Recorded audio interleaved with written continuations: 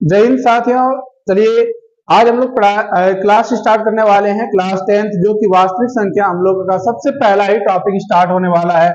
आप लोग लास्ट तक बने रहे हैं ताकि ये सारे के सारे चीजों के बारे में विस्तार पूर्वक जान पाए। आप लोग बीच में स्किप ना करें। यदि बीच में स्किप करिएगा तो आप लोग ठीक तरीके से नहीं समझ पाइएगा, इसीलिए आप लोग लास्ट तक बने रहें, लास्ट तक देखते रहें। पूरा यकीन है कि आप लोग को अंतिम तक देखिएगा सब कुछ समझ में आएगा। तो चलिए आज बिना समय गवाए स्टार्ट करेंगे। आज का हमारा टॉपिक है वास्तविक संख्या। हमारा क्लास 10th का पहला ही टॉपिक हमारा स्टार्ट हो रहा है वास्तविक संख्या को। तो सबसे पहले जानेंगे कि वास्तविक संख्या किसे कहते हैं। वास्तविक संख्या रियल नंबर है ना। अब ये संख्याएं जो होती है ना, बेसिकली दो प्रकार से होते हैं, एक होते हैं रियल नंबर और एक होता है इमेजिनरी नंबर। आप लोग रियल नंबर को क्लास 10th में पढ़ेंगे और इमेजिनरी को क्लास 11 12 में ही पढ़ेंगे। तो चलिए आज स्टार्ट करने वाले हैं हम लोग बेसिकली रियल नंबर को। और रियल नंबर हमारा कैसे और किस प्रकार से जानते हैं, यहाँ देखिए हमारा लिखा है वास्तविक संख्या। वास्तविक संख्याएं वे संख्याएं होती है जो संख्याएं रेखा पर स्थित हो सकती है, और इसमें परिमेय संख्याएं और अपरिमेय संख्याएं दोनों ही प्रकार के सम्मिलित रूप से लिखे जा सकते हैं। यानी कि वास्तविक संख्या कौन सी संख्या जिसे हम लोग एक संख्या रेखा बना सकते हैं, संख्या रेखा पर इंक्लूड कर सकते हैं, लिख सकते हैं, दिखा सकते हैं, उसे हम लोग कहते हैं वास्तविक संख्या। अब ये वास्तविक संख्याओं को समझ गए हैं। तो वास्तविक संख्याएं दो प्रकार के होती है, एक होती हैं परिमेय संख्याएं और एक होता है अपरिमेय संख्याएं। आप लोग याद रखिएगा दो प्रकार की संख्याएं, एक होता है परिमेय संख्या और दूसरी होती है अपरिमेय संख्या। चलिए स्टार्ट करते हैं दूसरे की ओर, थोड़ा सा आगे बढ़ते हैं। जैसे सबसे पहले हम लोग जानेंगे कि ये परिमेय संख्याएं किसे कहते हैं। तो वास्तविक संख्याएं के प्रकार तो हम लोग जान चुके हैं कि वास्तविक संख्याएं के दो प्रकार हो गए, एक परिमेय संख्या और एक अपरिमेय संख्या।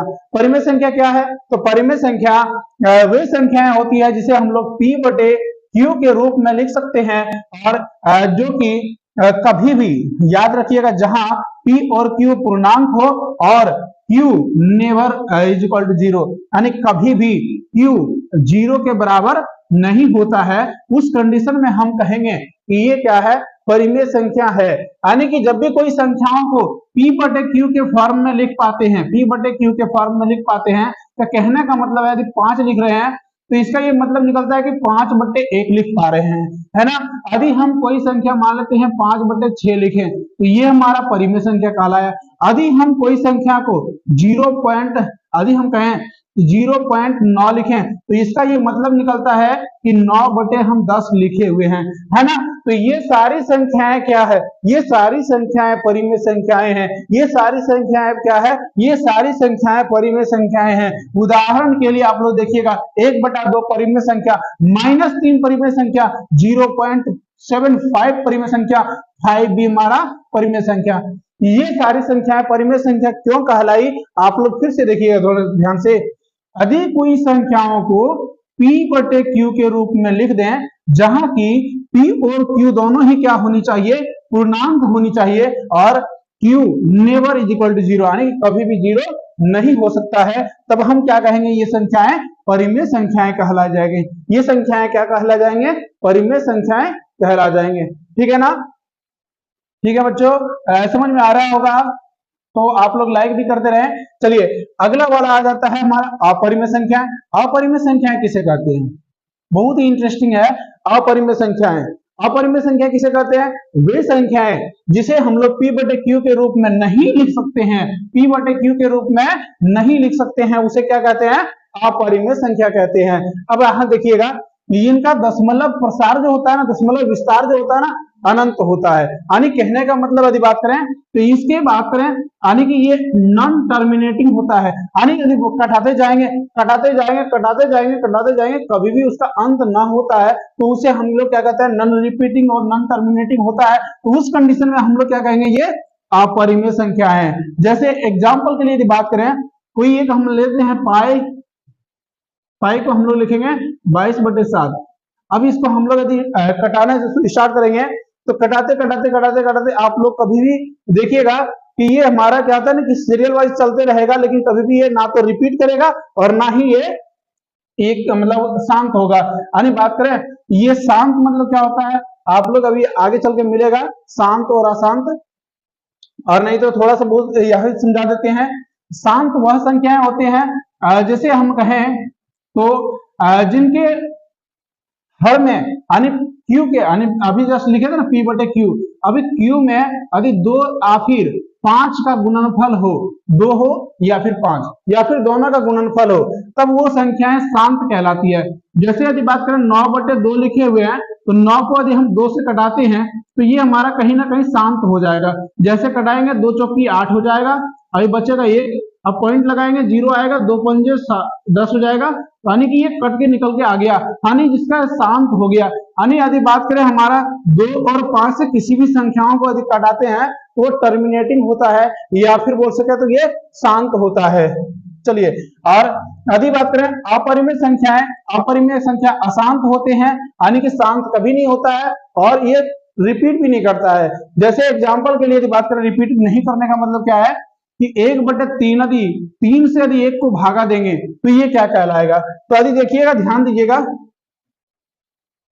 1 से भागा 3 को, 3 से भागा देते हैं 1 को, तो यहाँ पॉइंट में 0, जैसे पॉइंट देंगे तो यहाँ 0 आ जाएगा, 3 तिहाई 9 हो जाएगा, फिर से 1 आ जाएगा, फिर से 3 तिहाई 9 हो जाएगा, फिर से 1 आएगा, 0 आएगा, 3 तिहाई 9, फिर से, माने कि ये क्या हो रहा है, लगातार एक ही चीज रिपीट, बार बार रिपीट कर रहा है, तो ये क्या होगा, रिपीटिंग हो गया है ना, तब ये क्या कहलाएगा, परिमेय कहलाएगा। लेकिन यदि नॉन रिपीटिंग है, यदि नॉन रिपीटिंग है तो ये क्या कहलाएगा, परिमेय संख्या नहीं कहलाएगा, तब क्या कहलाएगा, अपरिमेय कहलाएगा। क्या कहलाएगा, अपरिमेय संख्या कहलाएगा। ठीक है ना बच्चों, चलिए उम्मीद है समझ में आ रहा होगा।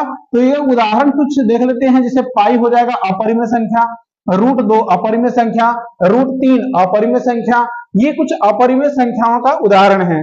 चलिए आगे बढ़ते हैं हम लोग, आगे कुछ जानेंगे कि हमारा कुछ वास्तविक संख्याएं कौन कौन सी संख्याएं होती है। जैसे प्राकृतिक संख्याएं, जिसे हम लोग नेचुरल नंबर कहते हैं, 1 2 3 4 5 6 गिनती में आने वाली सारी संख्याएं नेचुरल संख्या कहलाती है ना। ये आप लोग का बेसिक क्लास 6 7 में ही पढ़े होंगे, है ना, तो इसीलिए इसमें ज्यादा ध्यान नहीं देते, ज्यादा टेंशन नहीं लेते हैं इसमें। तो आप लोग जानते होंगे कि प्राकृतिक संख्या किसे कहते हैं। तो प्राकृतिक संख्या वह संख्या जिसमें हम लोग गिनती में आता है ना, गिनती में आने वाली सारी संख्याएं क्या कहलाती है, प्राकृतिक संख्या कहलाती है। पूर्ण संख्या किसे कहते हैं, तो प्राकृतिक संख्याओं में यदि 0 के साथ यदि लिखा जाए, यानी यहाँ पूर्ण है कि पूर्णांक है, पूर्ण है, आने की बात करें, सॉरी यहाँ पूर्ण लिखा हुआ है और पूर्णांक का उदाहरण दे दिए हैं, ध्यान दीजिएगा, ये पूर्णांक में इतना उदाहरण नहीं आएगा। पूर्ण संख्या में, पूर्ण संख्या किसे कहते हैं कि जो प्राकृतिक संख्या में 0 को साथ जोड़ा जाता है, 0 के साथ गिना जाता है, उसे हम लोग पूर्ण संख्या कहते हैं।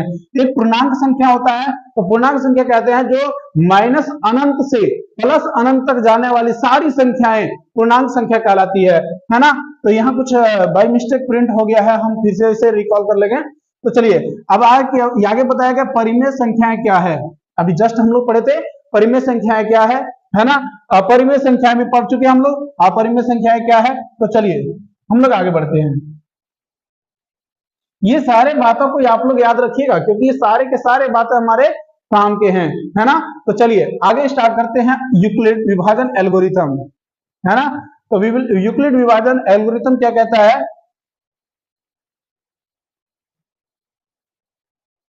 तो चलिए जानते हैं यूक्लिड विभाजन एल्गोरिथम। जैसे बोला गया है कि अगर दो पूर्णांक a और b हो, जहां ये इज ग्रेटर देन b हो, तो ऐसे दो पूर्णांकों यानी q और r मौजूद होते हैं कि ये बराबर BQ प्लस R।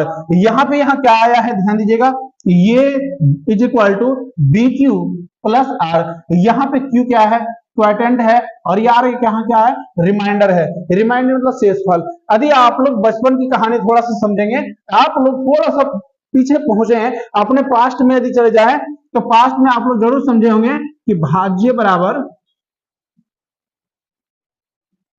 भाजक गुना भागफल जोड़, हम लोग पढ़े थे ये सब शेषफल होता है।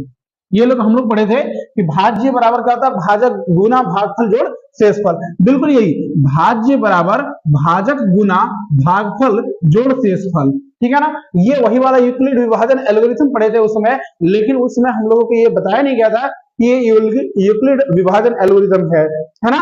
तो अभी हम लोग क्लास 10 में हम लोग पढ़ रहे हैं कि ये इस फॉर्मेट को हम लोग कौन दिए हैं, तो यूक्लिड नामक एक गणितज्ञ ने दिए थे। चलिए आगे बढ़ते हैं, हम लोग कुछ इसके और भी विस्तार से जानते हैं इनके बारे में।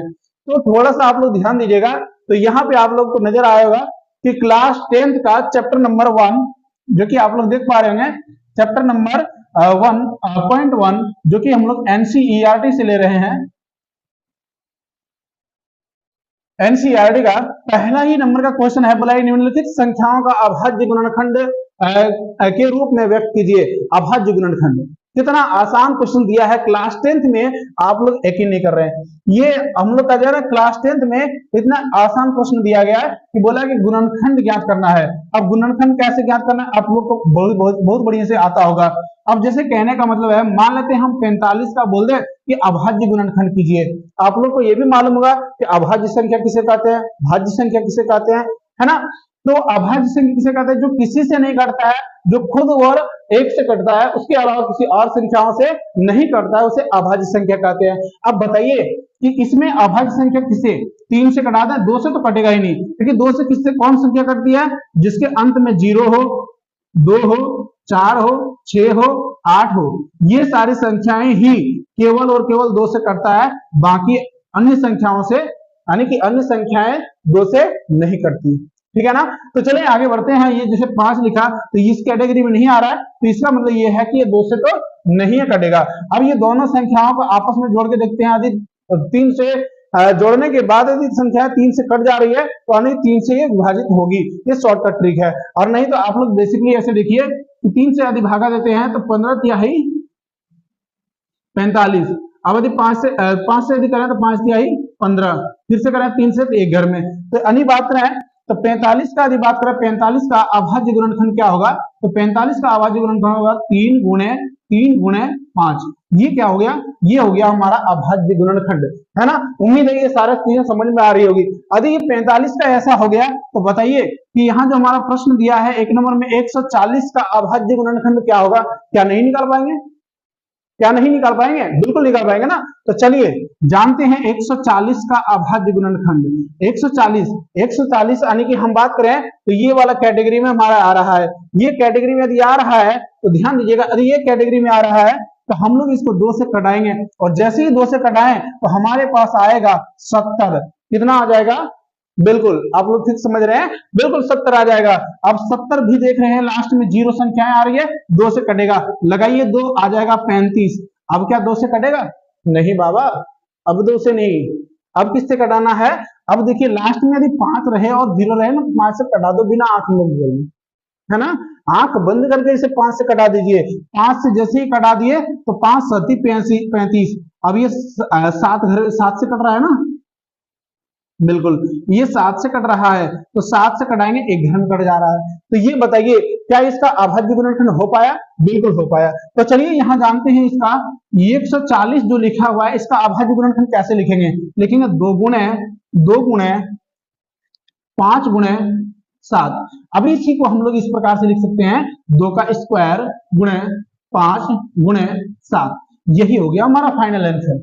उम्मीद है ये सारी चीजें समझ में आ रही होगी, और यदि समझ में आ रही है तो आप लोग फटाफट इसका वाला और ये वाला फटाफट निकालेंगे। आप लोग जितना जल्दी हो सके आप लोग निकाल के कमेंट सेक्शन में कमेंट करके आप लोग बताएंगे कि इसका अभाज्य गुणनखंड हमें आ गया है और इसका आंसर भी हमें कर पाए हैं। यदि कर पाए हैं तो लाइक करें, तो शेयर करें, और सब्सक्राइब नहीं है तो सब्सक्राइब करें, और इसका कमेंट भी करें, ताकि हम आगे वाला चैप्टर वाला आगे वाला जो क्वेश्चन है इसी प्रकार से और भी बढ़िया तरीके से बता पाए। Thank you for watching.